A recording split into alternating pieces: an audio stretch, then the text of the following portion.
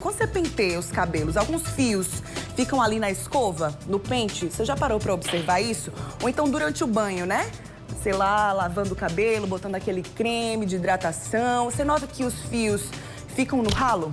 Você já percebeu isso também? Já começou a notar? Sabia que é normal, todos os dias, a gente perder pelo menos um bocadinho de cabelo?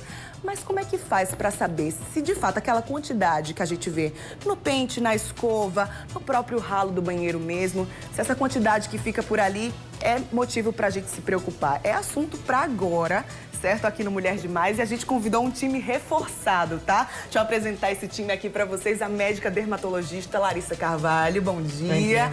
Médico endocrinologista Estevam Luiz. Bom dia. E também o cabeleireiro tricologista Emanuel Vieira. Bom dia, bem-vindos, né? Obrigada. Vou começar aqui, ó, na ordem, então. Primeiro as damas, né, Larissa? Bom dia, doutora. Primeiro, a queda de cabelo pode ter várias causas, né? Dermatologicamente falando, como é que a gente pode perceber que essa queda é normal? Ou, de fato, pode ser uma patologia, um problema? Como é que faz pra gente perceber isso, doutora? Bem, obrigada, agradecer o convite. Um tema muito oportuno, interessante. E eu acho, assim, que, acima de tudo, a gente precisa desmistificar o que, de fato, é queda e o que é quebra e o que, de repente, é afinamento. Porque, às vezes, o paciente chega e dizendo, doutor, eu tô com uma queda e isso está me deixando desesperada. E aí você pergunta, tá, mas tá caindo mesmo? E quando você avalia, o fio não tá caindo da raiz, ele tá fraturando, ou seja, é uma quebra e não uma queda real. Isso é um importante diagnóstico diferencial. Segundo ponto, às vezes ele está afinando, então a paciente quer dizer que está ficando com a calvície e não está caindo de fato. É um outro diagnóstico diferencial e às vezes de fato ele está caindo. E quando então falamos em queda, que é a nossa temática, é uma queda do fio por inteiro, digamos, da raiz desse fio. E aí existem várias causas e a gente vai falar sobre isso especificamente. Mas é importante esse diagnóstico diferencial e desmistificar um pouco isso. Porque, de repente, para o paciente, para mim, para você, tudo é queda. Mas nem tudo, de fato, é uma queda que nós chamamos cientificamente de eflúvio telógeno. E que tem várias causas. E aí, as causas são N, desde cirurgias, pós-parto, deficiências nutricionais, dietas restritivas, perdas ponderais, infecções, né? Perda de peso, estresse emocional, algumas medicações. Então, assim, a gente agrupa em alguns, setoriza um pouco essas quedas, mas é importante a gente reconhecer, eu queria deixar muito essa mensagem aqui, o que de fato é uma queda. E há a queda que a gente chama fisiológica. Então, naturalmente, esses fios passam por um ciclo, o ciclo de crescimento e um ciclo de queda, né? São as fases do fio. Então, há um timing para isso e às vezes isso está acelerado, por isso que cai mais. Isso é patológico. O fisiológico é uma média, aí os livros falam de 60 até 150. Por dia? Por dia. Eu falo uma média de 100, 120 fios. Logicamente, a gente não vai contabilizar. Tem pacientes que até contabilizam. Acho que a gente, de repente, né, pode chegar a essa situação. E, de repente, doutora, aí abre a bolsa e traz um saco, assim, cheio de fios. Eu digo, opa! Mas, assim, é interessante porque existe um teste também, que chama o Washing Test, que a gente, às vezes, orienta, inclusive, o paciente a passar um tempo sem lavar o cabelo e a trazer fios. E aí a gente passa a avaliar isso. Então, assim, realmente, do ponto de vista técnico, a gente tem como dar esse diagnóstico precisamente e numa história como a gente está aqui, perceber se há aquelas causas envolvidas. De repente, por exemplo, a gente faz uma retrospectiva e há 3 meses atrás houve um gatilho. Então, o que é que aconteceu? Bem, eu me operei. Foi uma cirurgia, foi uma lipoaspiração, foi um quadro cirúrgico, eu perdi de qualquer forma sangue, mas teve uma anestesia envolvida.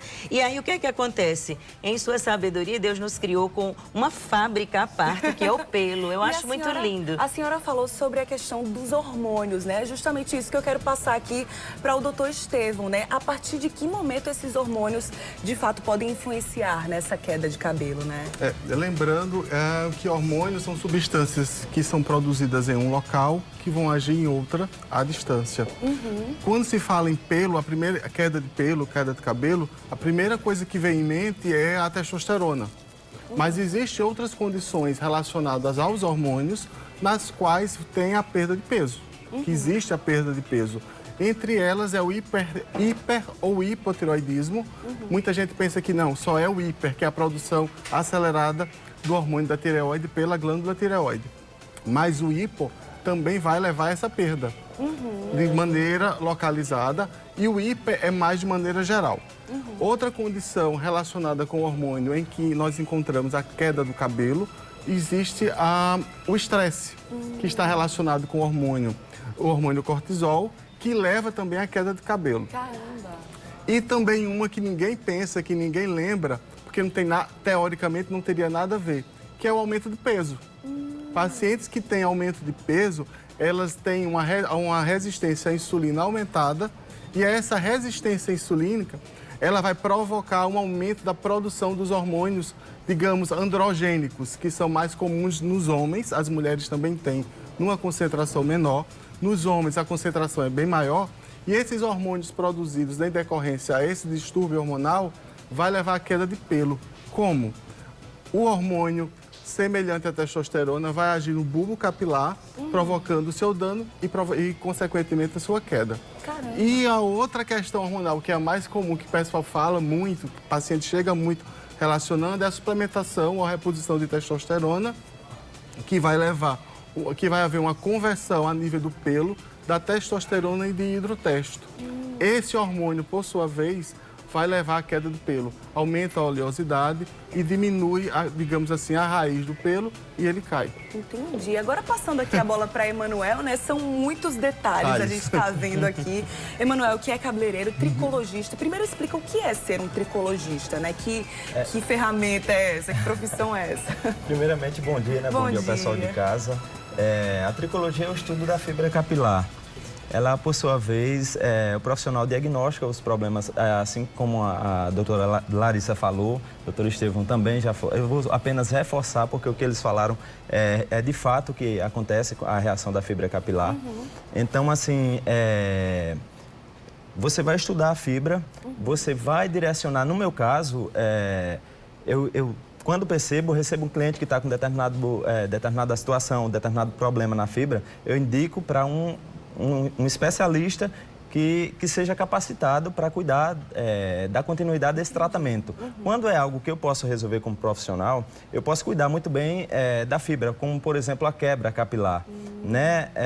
Repondo massa, repondo proteínas, repondo água. Então, com isso, a gente faz com que essa fibra melhore, dando mais qualidade e mais resultado, né? Então, assim, é importantíssimo as pessoas que perceberem um nível de queda a mais, procurar um especialista capacitado para que possa resolver esse problema, né, de forma mais viável. Tem pergunta da nossa telespectadora para você, viu, Emanuel? Josi, do Rangel.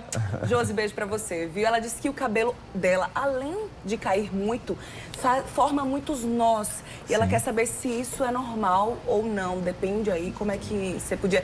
Claro que essa avaliação, assim, à distância e sem conseguir ver, né, a pessoa, fica mais difícil. Mas, assim, genericamente falando, como é que seria? Nesse caso, o cabelo dela depende muito da densidade da fibra, se é uma fibra mais porosa, se é uma fibra mais fina, né? Então, o que acontece? Pode ser que ele esteja precisando de hidratação, reposição líquida, né, de água. Então, finalização é muito importante, fazer uma boa finalização nos cabelos. Eu sempre falo, você sabe quando o cabelo está bem finalizado, quando você passa a mão nele, ele desliza até a ponta, ele está bem finalizado. Caso você passe a mão, ele emperrou, parou ali no meio, então é momento de fazer uma boa finalização para que esse cabelo fique protegido e não fique exposto, né, a tantos danos, pontas duplas, tricoptiloses, etc. Entendi. Vocês viram aí que são muitos detalhes, né? Então, eu acho que o mais indicado mesmo, em qualquer situação que seja, é buscar um bom profissional, né? Entender melhor de onde é que vem esse possível problema, para diagnosticar de fato e diretamente na raiz do problema, né? Para tudo se resolver. Pessoal, obrigada, viu, pela participação de vocês. Tiraram muitas dúvidas, acredito, e passaram muitas informações pra gente. Doutor Estevão? Só dar um pequeno lembrete a respeito da queda do cabelo. Lembrar de condições básicas, né? Que como o Manuel acabou de falar, a hidratação, a higienização do cabelo também é super mega importante. A reposição de massa, né? Para fortalecer a fibra. Suplementação vitamínica também e sempre fazer a checagem dos hormônios, porque muitas das vezes essa queda de cabelo é de ordem hormonal, é de ordem dermatológica, mas precisa de um exame para ser confirmado. E desmistificar essa questão de lavar pouco o cabelo. Exatamente. Como o Estevão falou e reiterou também, o tricologista, porque muitas vezes essa queda se dá devido a essa seborreia, esse sebo acumulado. E aí chega, eu lavo 2 vezes por semana, porque quanto mais eu lavo, mais cai. Mas esse é um mito. Então, de repente, lavar mais um pouco, avaliar bem esse couro cabeludo que tende a ser oleoso ou não, mas lavar dias alternados, só isso pode controlar essa queda excessiva. Exatamente. Essa equipe multidisciplinar, eu acho que chega junto. Certamente, por isso que é o Com time certeza, reforçado por aqui. Obrigada. Obrigada mais uma vez. E, pessoal, e boa quarta-feira aí Tá pra bom. vocês. Beijão.